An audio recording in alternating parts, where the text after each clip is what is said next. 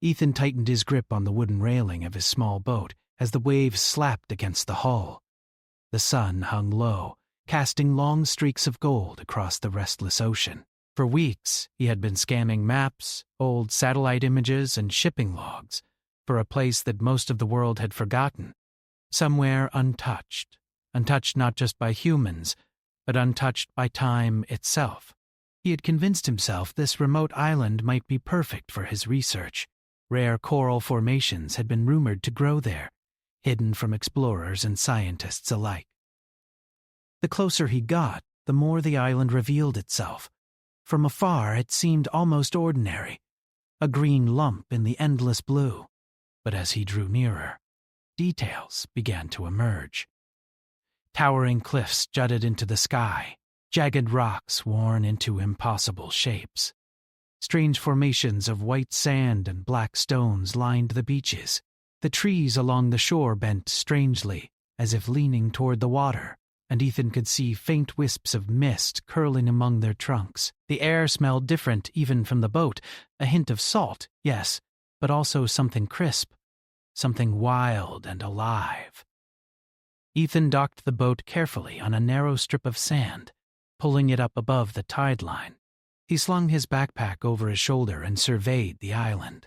It was quiet, almost unnervingly quiet. No birds. No insects. Not even the usual hum of the ocean seemed to reach the center of the small cove where he had landed. A chill ran down his spine, though the sun was still warm on his neck. He stepped onto the sand, letting his boots sink slightly with each step. The island seemed untouched, like it had existed for centuries without anyone to notice it. Ethan pulled out his camera, snapping a few pictures of the strange rock formations before venturing further. The jungle ahead was dense. Trees grew close together, their branches twisted and thick with moss. Bright vines hung like ropes, and flowers bloomed in colors he had never seen in textbooks. He moved slowly, careful not to disturb the fragile ecosystem. His heart raced with excitement. This was exactly the kind of discovery that could change a marine biologist's career. But there was something else, something he couldn't explain, a feeling that he was not alone. Hours passed as he explored, climbing over roots and slipping around puddles formed from last night's rain. The island was alive in ways he didn't expect. Strange calls echoed faintly through the jungle, though he saw no birds or animals. Rocks glistened with minerals that reflected the sunlight in strange patterns, and then, in the middle of a narrow valley, he saw it. A faint trail of disturbed vegetation leading to a cliffside cave. Ethan paused. The cave was partially hidden by hanging vines, almost invisible unless you were looking for it. There was a faint sound emanating from within, like crying. His pulse quickened. He scanned the surrounding trees, expecting to see some animal, maybe injured, maybe trapped. But there was nothing. No footprints, no sounds but the faint whimpers coming from the cave itself. He took a deep breath, steadying himself. Probably an animal, he muttered under his breath, though his instincts told him this was different. Slowly, he stepped into the mouth of the cave. The air inside was cooler, damp and earthy, and the faint light from the opening barely reached the back. The cries grew louder, and as he moved further inside, he saw her. She was crouched near the back of the cave, arms wrapped around herself, her head bowed, but even in the dim light, he could tell she was not human. Her skin shimmered faintly, as if dusted with soft, glowing patterns. Her hair was long, but it flowed with an almost liquid texture, and her eyes, when she finally lifted her head, were a deep violet, wide and wary. She froze as their gazes met. Ethan raised his hands slowly, trying to communicate calm. I don't want to hurt you, he said gently. His voice seemed loud in the quiet cave. She tilted her head, regarding him cautiously. And then, without words, a voice spoke in his mind. It was not loud or harsh, but soft, layered with emotion and intelligence. You are not like the others." Ethan's heart skipped. He stumbled back slightly. You can speak to me," he whispered. "Not with my mouth. I can speak through thought." "It is easier than using your words," she replied. Ethan blinked, trying to absorb the impossibility of what he was seeing. She was an alien. There was no doubt about it. The realization should have terrified him, but instead it brought a strange sense of awe. She's alone, he thought, looking at her small frame curled defensively on the cave floor. For how long? "Years," she said simply. "I have been here for years." Ethan knelt a safe distance away, careful not to make sudden movements. How have you survived?" he asked. "I adapt," she answered. "The island provides water, food, shelter. I learn the plants, the animals. They are friendly if treated with care." Ethan nodded slowly, trying to understand. She had survived alone on an alien physiology in a completely human ecosystem. That was Dathamic. Incredible, but also dangerous. Her ship, he realized, must have crashed here, and for years no one had come for her. "What's your name?" he asked after a moment. "Dear Spirit Death." "Lyra," she replied. Ethan offered a small smile. "I'm Ethan. I want to help you, if you'll let me." Liara's violet eyes studied him for a long time. Then she nodded, almost imperceptibly. "I will trust you. For now." The rest of the afternoon passed in cautious observation. Ethan took notes, carefully avoiding touching anything she might consider sensitive. Liara showed him how she had arranged small traps for food and had even cultivated some of the island's plants in neat rows inside hidden nooks of the cave. Her intelligence and resourcefulness impressed him. She had learned to survive here in ways no human could. As the sun began to dip toward the horizon, the cave filled with a soft golden glow. Ethan realized he had lost track of time, captivated by the presence of this being and the island itself. Liara stayed still, watching him with cautious curiosity, and for the first time in years, she spoke words aloud, almost whispering them. "You are human. You could destroy everything here." "I won't," Ethan said quickly. "I promise. I've found it. I want to understand and maybe help you." She studied him for a long moment, her luminous skin reflecting the fading sunlight. Perhaps you are different from the others. We shall see." Night began to fall, and the island's sounds shifted. Crickets, or something like them, started calling, and the waves whispered against the shore. Ethan set up a small tent outside the cave entrance, careful not to intrude. Liara retreated to a darker corner of the cave but did not hide completely. It was as if she was deciding whether he was truly trustworthy. Ethan couldn't sleep. He kept thinking about the impossibility of what he had found.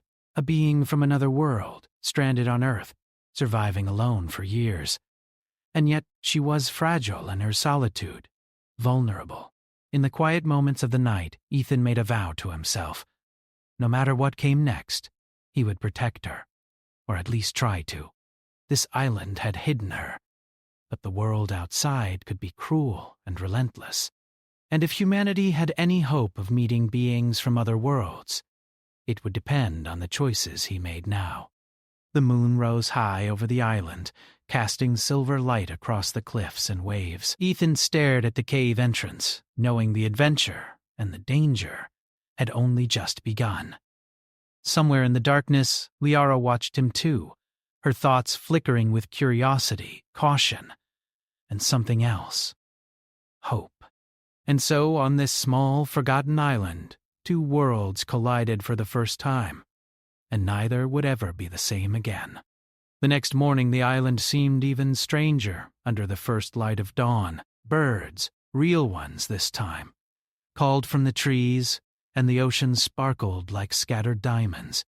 Ethan rose early, careful not to disturb Liara, but when he stepped near the cave, she was already outside, standing near a small stream. Her skin shimmered faintly in the sunlight, revealing delicate patterns that seemed to shift as she moved. She turned her violet eyes toward him, and he felt that familiar tingle in his mind. "You have slept well," she said, her voice calm and measured. "I did," he replied softly. "Thank you for letting me stay here. I want to help you. I don't know how yet, but I want to." Liara studied him for a moment. "Help is dangerous?" "Humans often destroy what they do not understand. You must be careful." Ethan nodded. "I know. I just want to make life easier for you here, if possible. Maybe we can work together?" Her eyes flickered, and then she nodded slowly. "We shall see, but you must follow my rules." Over the next hours, Ethan learned that survival on the island required more than just finding food and water. Liara moved gracefully through the jungle, showing him how she had created small systems to collect water from the rocks, how she identified edible plants, and even how she communicated with some of the animals. She could sense the presence of small creatures, predict the weather, and understand the rhythms of the island in ways he could not. Ethan was fascinated. "You've been alone here all this time. How did you manage?" "Adaptation," she said simply. "I learned. I observed. I listened. The island speaks if you know how to hear." He followed her to a small clearing where she had cultivated some plants. The arrangement was unusual, almost geometric, and Ethan realized she had been experimenting with growing food in a way no human had taught her. Tiny shoots sprouted in neat rows, and some plants glowed faintly, absorbing sunlight in ways he could not explain. "You've built an entire garden," he said, awe in his voice. She smiled faintly. "It is not much, but it sustains me. And you? Can you help me improve it?" Ethan hesitated for a moment, but then nodded. "Yes, I can show you ways to grow plants more efficiently. Maybe even protect them from pests." For the first time since he arrived, they worked together. Ethan dug small trenches, showing her how water could flow evenly to each plant. He explained basic concepts of soil nutrients and sunlight distribution, while she observed intently, her violet eyes reflecting curiosity and understanding. In return, she showed him how to find hidden springs and identify plants with medicinal properties he had never seen. It was a strange partnership, a blending of human knowledge and alien instinct. As they worked, they spoke more openly. Ethan told her about Earth, about the cities, the people, the technology. He showed her sketches in his notebook, diagrams of human machines and systems. Liara listened quietly, absorbing every word, occasionally nodding or asking questions. "Your world is fragile," she said thoughtfully. "Your species does not respect balance. You take and you destroy." "We tried to learn," Ethan replied gently. Some of us are learning the hard way." They paused when a shadow passed over the clearing.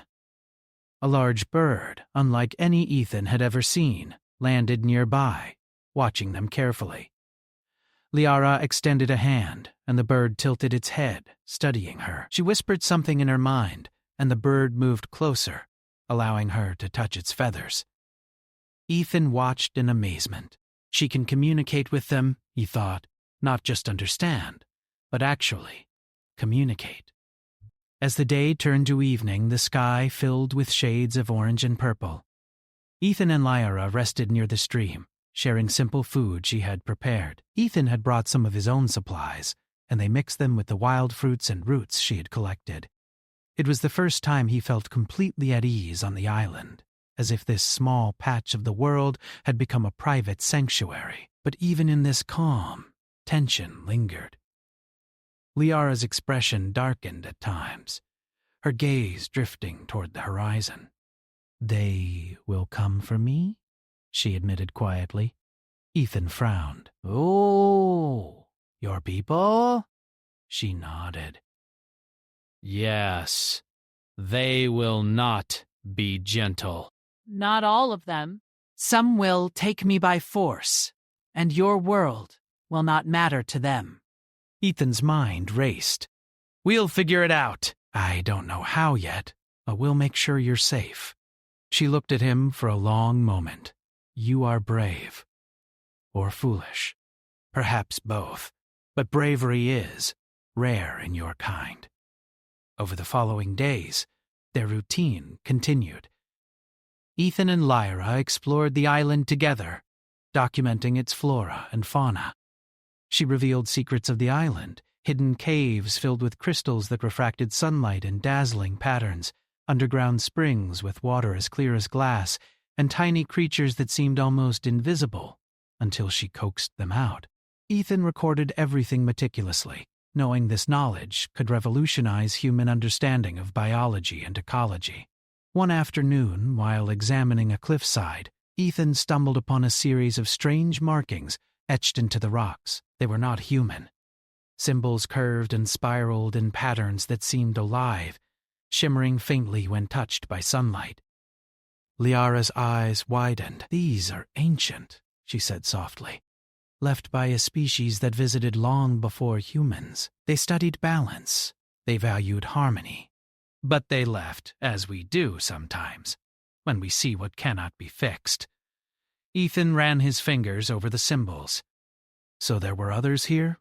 Before you?" "Yes. Some came, some stayed, some were lost. Knowledge remains, but only for those who seek it carefully." Liara's eyes met his, and he realized how much of her world, her culture, and her experience was tied to survival and observation. This island had been her teacher, her companion, her home, and he had just arrived. That night, they sat by a fire near the cave entrance, listening to the waves and the nocturnal sounds of the island. Liara's patterns glowed faintly under the moonlight, reflecting her mood. "I am curious about you, Ethan," she said. "Your species is fragile, yet you endure. You create, yet you destroy. Why do you try to care for me?" Ethan looked into her luminous eyes, feeling the weight of her question. "Because I think we can do better. Because you deserve help. And because sometimes, when you meet someone who is different, you realize how much humanity still has to learn. I want to learn from you too." She studied him in silence, then reached out a hand.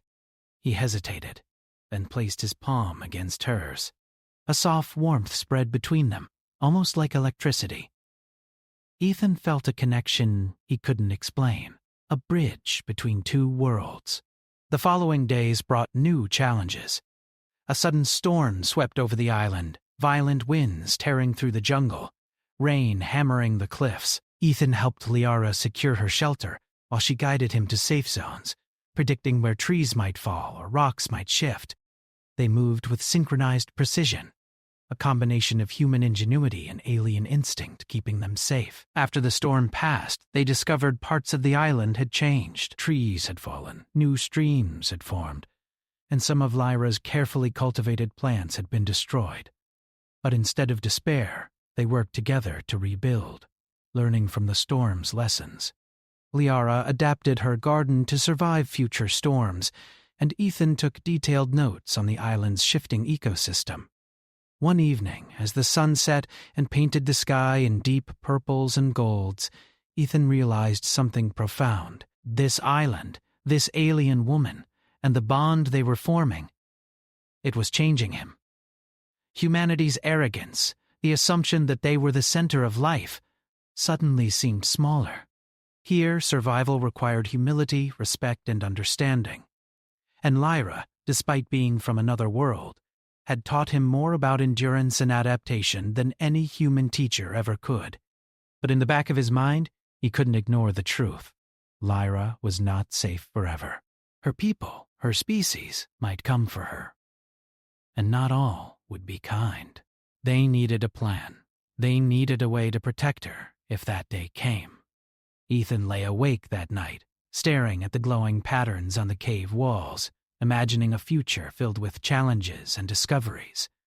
Liara slept nearby, her breathing steady, unaware, or perhaps aware, of his thoughts.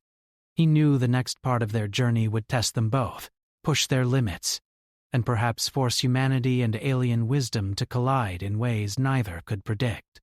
For now they had trust, curiosity, and a fragile bond. And on this small, hidden island, that was enough to survive one more day. The island was quiet the morning after the storm, but the air smelled fresh, the soil damp with rain, and the ocean sparkled under a bright sun. Ethan walked along the beach, collecting debris and examining the damage the storm had left behind. Fallen trees and scattered rocks had reshaped parts of the island, and he realized how fragile even this hidden world could be. Liara was with him, her violet eyes scanning the horizon constantly. Her body shimmered faintly in the sunlight, patterns flowing like liquid light across her skin. Something in her posture was tense, alert, and Ethan sensed it immediately. "They are coming," she said in his mind, her tone sharp with urgency. "Who?"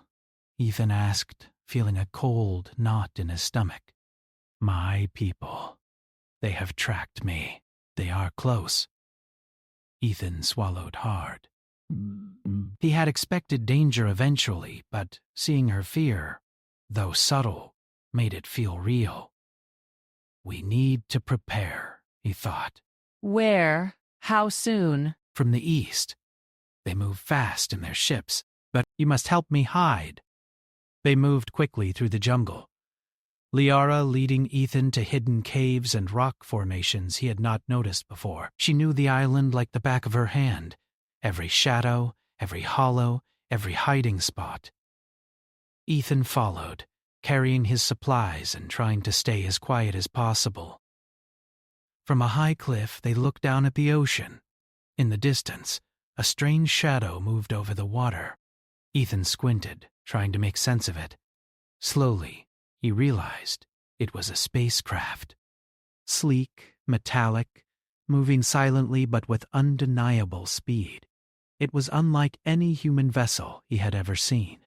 Liara's eyes darkened. "They are scouts." They will land soon. They will look for me. Ethan felt panic rising. "We can't let them find you," he said. "What can we do?" She touched his arm, sending a brief pulse into his mind. "Trust me. We can survive, but we must act carefully. You must follow my instructions exactly." For hours they prepared. Liara showed him how to camouflage their temporary shelters, how to mask their presence from sensors that Ethan couldn't even imagine. She guided him to create small diversions, trails leading to empty caves, sounds mimicking footsteps or movement elsewhere. Ethan marveled at her ingenuity. Survival wasn't just about food or water. It was strategy, patience, and intelligence beyond anything he had seen. As night fell, the first lights appeared on the horizon. The alien scouts had landed on the island. Ethan and Liara crouched in a dense thicket, watching silently as a small group of beings emerged from the spacecraft. They were taller than humans, armored in reflective suits that shimmered in the moonlight. Their movements were precise, almost mechanical, but there was intelligence behind every gesture. Ethan held his breath, trying to stay calm. Liara's presence at his side was reassuring, but he could feel her tension. "Do not move. Do not speak," she warned in his mind. The scouts spread out, scanning the island with beams of light and faint waves of energy. Ethan realized they could detect heat, movement, even chemical traces. Hiding was not enough. Missteps could reveal them immediately. Suddenly, one of the scouts paused near the thicket where they were hiding. Ethan froze, heart pounding. The scout's head tilted, scanning the area carefully. He could feel Lyra's pulse in his mind. her fear controlled but real. Ethan clenched his fists, silently praying that they wouldn't be detected. After what felt like an eternity, the scout moved on, and Ethan exhaled softly. "We must leave this area," Liara whispered. "They will search here soon." They navigated the jungle carefully, Lara leading him to a hidden valley she had discovered long ago. The valley was enclosed by high cliffs and thick vegetation, making it almost invisible from above. Here, they could rest, plan, and wait for the scouts to move on. "We cannot fight them," Liara said, her voice serious. "Not yet. They are too strong, but we can use what we know. The island can help us." Ethan nodded. "Then we use the island, every advantage we have." Over the next few days, they worked tirelessly. Ethan built small contraptions, simple traps and diversions, while Lyra used her alien knowledge to enhance their camouflage. They created illusions of movement, sounds of footsteps in empty areas, even small energy pulses to mislead sensors. Despite the danger, they found moments of connection. They shared meals, discussed the stars, and Ethan showed her sketches of Earth, the constellations, and human inventions. Liara responded by showing him ways to interpret the island's energy, the currents of wind, the rhythms of the tides, and even subtle signals from the plants and animals. Ethan began to understand that her species didn't just survive. They communicated with the environment in ways humans had barely imagined. One night, as they hid in a small cave overlooking the valley, the scouts returned. This time, they brought more ships. Ethan could see their outlines in the moonlight, sleek and silent, and hear the faint hum of energy from their engines. He felt a wave of fear, but also determination. "We cannot run forever," Lyra said in his mind. "We must show them reason. We must prove choice." Ethan frowned. "Choice? I must decide where I belong. If they see I choose freely, they may allow it. If not, they will take me by force." The words sank into him. This was no longer just survival. This was diplomacy, strategy, and courage combined. They had to find a way to convince beings far stronger than them that humanity, and the bond they shared, was worth respecting. The next day, Ethan and Lyra put their plan into action. Using a combination of human ingenuity and alien ability, they created a controlled demonstration. Ethan set up sensors and reflective panels, while Lyra manipulated energy from the environment, creating patterns of light and movement. It was a display of intelligence, harmony, and collaboration. When the scouts arrived, they observed from a distance. The display was unlike anything they had seen. A human and an alien working together seamlessly, demonstrating understanding, adaptation, and cooperation. Lyra's patterns of light and communication merged with Ethan's tools, showing creativity and respect for both worlds. One of the scouts stepped forward, their body glowing faintly. Lyra's mind pulsed with a message, and the scout's head tilted, as if acknowledging it. Ethan held his breath. This was the moment of truth. Would they accept this, or would it end in conflict? After what felt like hours, the scout retreated, signaling the others. The ships lifted slightly, hovering, but no immediate attack came. Liara's body relaxed slightly, and she looked at Ethan, gratitude shining in her violet eyes. They see potential. They see understanding. Ethan exhaled, tension leaving his body. "We did it," he whispered. "Not victory, but a chance," Liara corrected softly. "A chance is enough for now." As the sun set over the island, the scouts lifted into the sky and disappeared beyond the horizon. Ethan and Lyra stood together, looking at the fading ships. The danger was not gone, but for the first time, they had hope. They had shown that cooperation, empathy, and intelligence could create bridges between worlds. Ethan realized the truth of what had happened. Humanity had been tested, not by force or war, but by choice. And in this small, hidden corner of the universe, humans had earned a measure of respect. Liara turned to him, her expression calm but resolute. We must continue to prepare. They may return, and when they do, we must be ready. But now we have learned much, and we have survived. Ethan nodded, feeling the weight of the days behind them. The storm, the hiding, the fear. It had all led to this moment of understanding. He looked at Liara, her body glowing faintly in the twilight, and felt a sense of awe. This alien woman, stranded for years, had survived alone. And now, together, they had survived a threat even greater. That night, as the island settled into quiet again, Ethan and Lyra watched the stars. For the first time, Ethan felt that humanity's place in the universe was not just as a solitary species, but as one capable of learning, adapting, and forming bonds that transcended worlds. And somewhere in the vast darkness, he knew the scouts would remember this encounter. The memory of human ingenuity, courage, and respect would linger. It was a small victory, but in the universe, even small victories could change everything. The sun rose over the island, painting the sky with streaks of orange and pink. Ethan stood on the beach, watching the waves crash gently against the shore. The night had been long, filled with restless thoughts. The alien scouts were gone, for now, but he knew they could return at any moment. Liara had stayed close, silent, her violet eyes reflecting the soft morning light.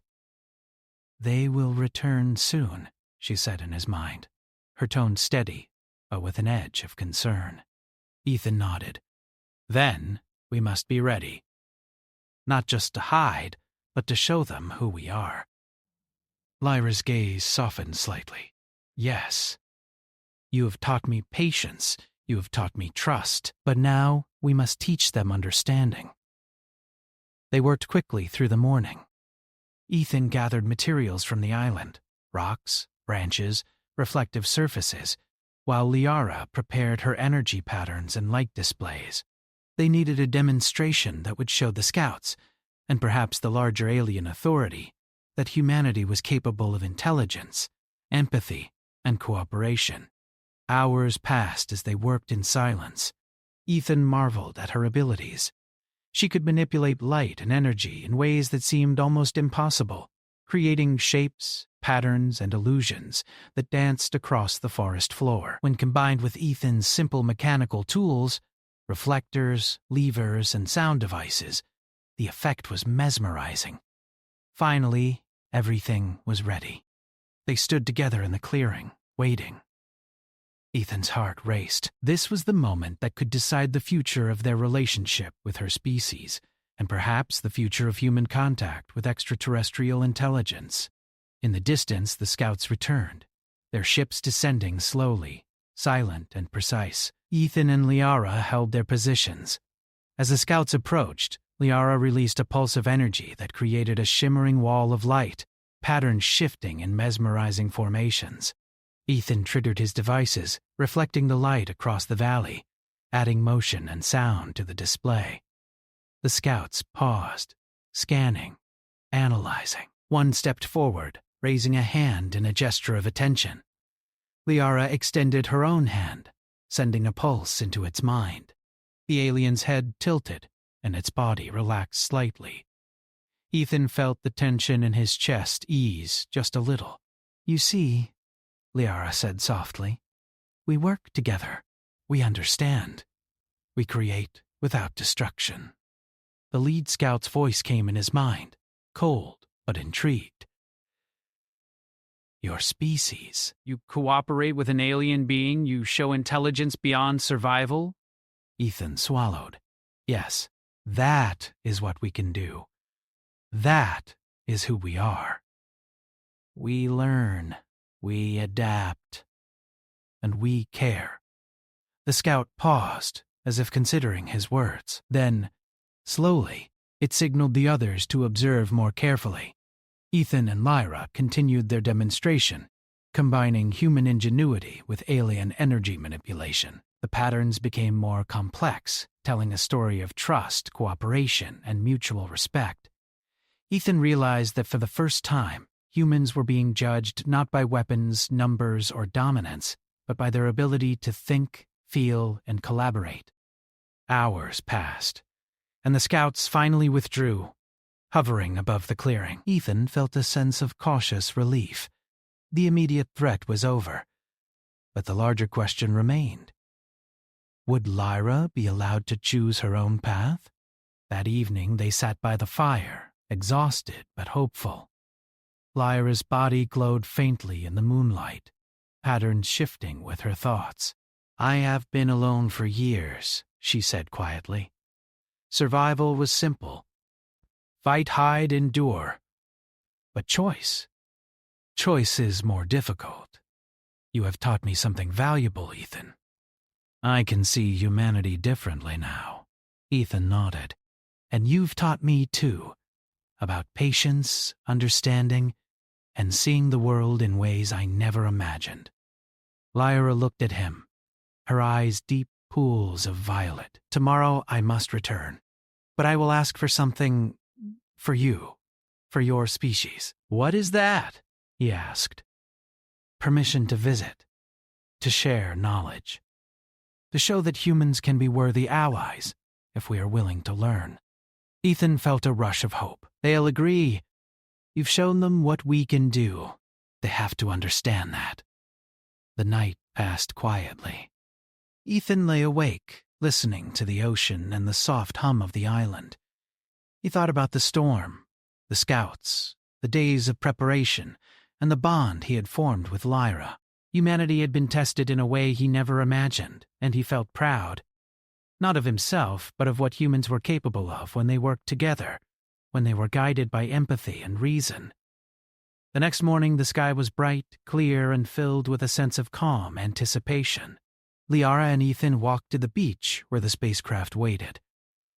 The scouts had returned, this time larger in number but still observing rather than attacking.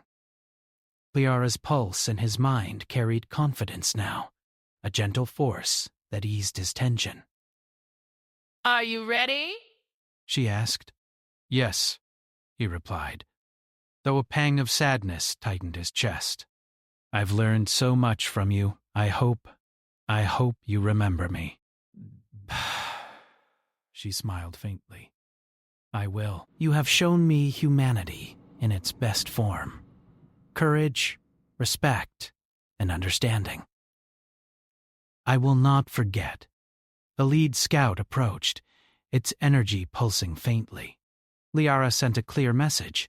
She was choosing to return with them, but on her own terms. She requested permission for continued contact with humans, and for the sharing of knowledge in ways that could benefit both species. The scout's mind pulsed in response, evaluating, analyzing. After a tense moment, it signaled agreement. Ethan felt a wave of relief wash over him. They had succeeded. Lyra's choice was respected. Humanity had earned a small place in the galaxy, not through strength or conquest, but through understanding and cooperation. Liara turned to him one last time. "Remember what we have learned here. Use it, teach it. Humans can rise to meet the challenges of the universe if you do not forget empathy and wisdom." Ethan nodded, tears threatening his eyes. "I will. I promise." She stepped onto the ship, her patterns glowing brightly, reflecting the sunlight and casting dazzling shadows on the sand. Ethan watched as the spacecraft lifted, hovering for a moment before it shot upward into the sky. It disappeared into the distance, leaving only the sound of waves and the wind in the trees. The island was silent again, but Ethan felt a new energy in the air. He had seen the possibilities of humanity, the courage, intelligence, and creativity that could rise when it mattered most. The bond with Lyra had shown him that humans could not only survive but thrive, even in the presence of beings far more advanced than themselves. Over the following days, Ethan explored the island again, documenting the changes, the plants, and the paths they had used to evade the scouts. Every rock, every tree, every hidden spring reminded him of the lessons he had learned. Survival was important, but understanding, cooperation, and empathy were what truly mattered. He realized that humanity's strength lay not just in tools, technology, or numbers, but in the ability to think, feel, and adapt. The alien scouts had come expecting to find weakness or ignorance. Instead, they found creativity, bravery, and respect. Humans had earned a place among the stars, not by conquest, but by proving their worth through choices and understanding. Months later, Ethan returned to his laboratory, carrying detailed notes, sketches, and samples from the island. But the memory of Lyra remained vivid. He often thought of the island, the strange patterns of light, the hidden caves, and the bond they had shared. He knew that one day, humans might meet other beings from beyond the stars, and when that day came, they would be judged not by what they could destroy, but by what they could create, protect, and understand. Ethan smiled as he looked at the horizon, imagining Liara's ship gliding among the stars. Somewhere out there she was sharing knowledge, exploring, and remembering the small island where a human had chosen to see beyond fear, beyond difference, and into connection. The island remained hidden, untouched, a secret world where humans and aliens had crossed paths and learned from each other. And though Liara was gone, her presence lingered in every tree, every stone, and every ripple of the waves. Ethan knew that humanity had been tested and had passed, not by force, but by courage, empathy, and the willingness to rise to meet the impossible.